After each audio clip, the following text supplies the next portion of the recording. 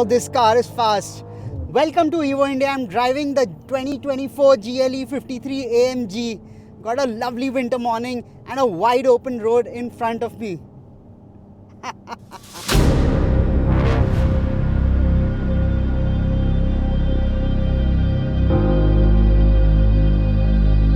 Mercedes-Benz India plans out all its new launches for the entire year, and this year they've announced 10 new launches, some of which are updates, some are all new cars. This car falls firmly in the first category. The GLE received a facelift last year and that car has finally come to India in this GLE 53 Coupe, guys. It gets new multi-beam LED headlamps, a new AMG logo on the bonnet and this really aggressive front bumper. Towards the side, nothing has changed. You get the same set of alloy wheels on 21-inch rims. Towards the rear, this fat 315 section rear tire that adds a lot of unsprung mass, and what that means I'm going to tell you when I show you what it feels like to drive. Now let's move towards the rear and show you the update on this car. And the rear is the most interesting angle of the GLE Coupe. Obviously, it gets a new set of tail lamps, these lovely blacked out exhaust tips and a really aggressive rear end. It looks more macho from the rear than any other coupe you can buy in India. Now let me show you the updates in the interior of the GLE 53.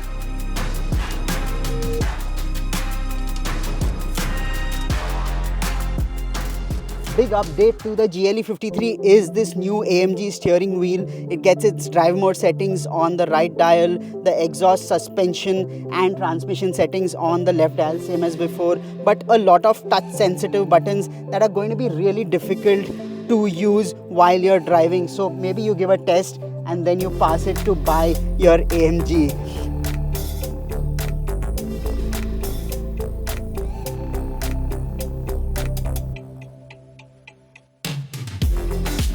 You get these GLS borrowed air vents and these temperature controlled cup holders, something called air balance that helps you heat and cool your cups or whatever you keep over here, and 100-watt charger in the center armrest.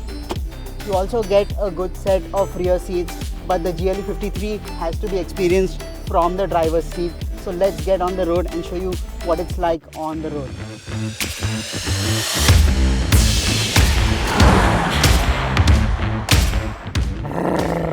I like the deep roar of this AMG engine, but it's not the V8, of course.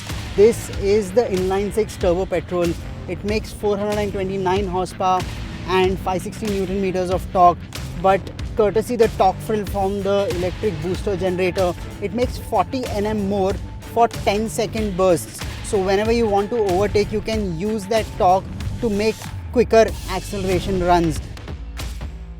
It now does the 0 to 100 sprint in 5 seconds, 0.3 seconds faster than before. And that makes the GLE 53 a tad bit faster everywhere when you're driving. So nothing has changed mechanically in the GLE 53. It gets the same 9-speed torque converter gearbox, the same all-wheel drive system, the same air suspension with adaptive damping and active anti-roll bars.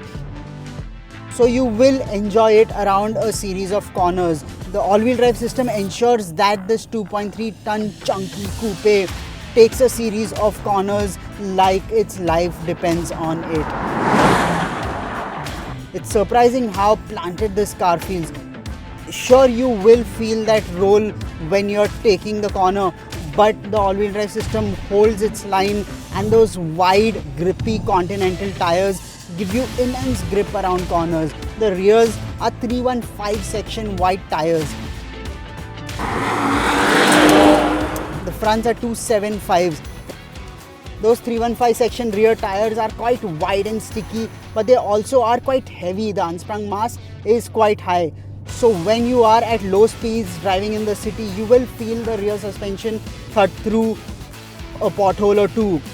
But the faster you go, the better it gets, the more it's settled. The air suspension handles higher speeds much better than it does at low speeds, and that's why the ride at higher speeds is much better. It feels a lot more planted behind from the driver's seat, and so you can do high speeds and long distances quite comfortably in the GLE 53. It's actually a very good road trip car. That said, the ride quality is no match for something like a Cayenne Coupe. The Porsche engineers, I don't know what they've done with the suspension of the new Cayenne, but it really is amazing at all speeds. The GLE 53 is more of a brute in that sense. It's not got the finesse of the Porsche, but it does have a lot more performance packed in compared to the Porsche. Present the GLE 53 with a wide set of corners, and it will impress you with its agility and composure around a series of bends. It's a 2.15 meter wide coupe, and around a tight road it does feel like a bulky thing, but you need a wide highway or a series of wide winding roads to really enjoy the GLE 53. The GLE 53 is best at munching highway miles. It has a massive 86 litre fuel tank, and it will chug along at triple digit speeds at low RPMs for days. You can actually do intercity runs with this GLE 53 quite easily, and the efficiency too is quite good actually. Because of the mild hybrid system, it switches to charging mode very often, and when you're cruising it uses very little of the performance of the GLE 53. So yes, highway miles are something it can really do well. Is the GLE 53 AMG a popular AMG? Well, I don't have the sales figures to tell you that, but what I do know is that the price has gone up considerably since its launch in 2020. In 2020, the GLE 53 was priced at 1.2 crores. In 2023, it went up to 1.7 crores. The launch is next week, so we'll know whether Mercedes increases its prices further. But what we do know also is that it sits in a nice sweet spot with a little more performance than something like a Porsche Cayenne Coupe or an Audi Q8. But it isn't as mental as something like an RS Q8. Is it sweet enough for you though? Do let us know in the comments.